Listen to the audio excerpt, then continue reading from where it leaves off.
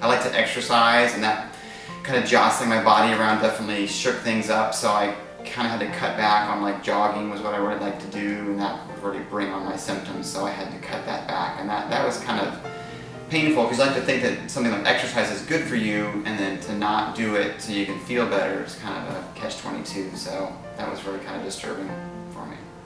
I can remember being at a meeting, and I think sort of stress kind of helped contribute to things. So like I was at an important meeting off-site, and I left the meeting and just like put my car seat back for like an hour because I just had horrible abdominal pains. But one thing that did come out of it was like empathize with other people that had allergy problems and things like that, and really talk with them on a lot deeper level. You know, whenever you're going through problems of your own, talking to somebody else with similar condition, you really kind of feel connected with them. So, and that's how I got referred to Filene, was through somebody else they had allergy problems, their kid had allergy problems, and we started talking, and I really felt connected to them and trusted them. And they told me that to be prepared for some alternative thinking, so I tried to be prepared for that. I started out with a general practitioner, just like a family doctor, and he kind of always related things that he's experienced, and if you told him you had a headache, he'd be like, oh, I had a headache once, here's what you need to do. You know, he had no big picture sort of skills. I figured I would take it to the top, you know, go to a gastroenterologist, which I thought would be the most professional, most, you know, appropriate person.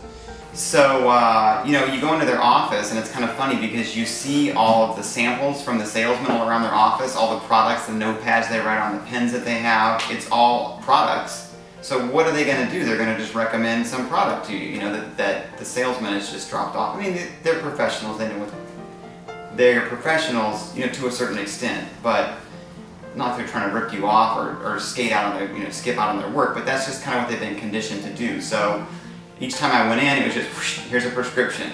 Okay, that didn't work, next time, whoosh, here's a prescription. The prescriptions I was taking before I came to see Filene were on and off. Sometimes I would get results and sometimes not. I would look for patterns. I'm kind of an analytical person, and they were just kind of spotty. It wasn't a real strong pattern. And I was reading online some people that said that they had started taking this and then they couldn't get off it, or things escalated. And so that kind of worried me, because people I'd read about online talked about sort of irreversible symptoms once they started on this sort of hardcore medication. The nature of the diet Filene recommended, I would call it an elimination diet. It involved eliminating certain trigger foods. And I worked through her list, and then I found on my own several other foods that should be on the list also, for me, my own list. Cashews, pistachios, it was all protein based basically. So I think the allergy is protein based. Because you really have to get specific, you really have to treat it seriously when it comes to food elimination. One little, you know, drop of cheese or, you know, egg yolk or something on your food can make a huge difference. So you really have to take it seriously.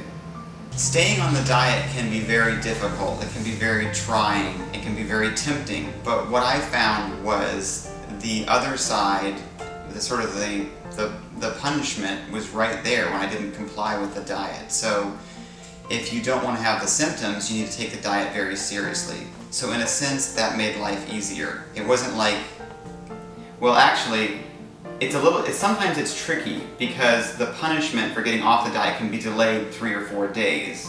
But if you pay attention to what you're doing, keep a food diary, you realize that the problem that you're having is due to some cheating that you did 2, 3, 4 days ago that either accumulates or just has a delayed effect working through your system. So once you get serious about it and you realize the effects are being caused by the little bit of veering off the diet, it becomes easier to stay on it.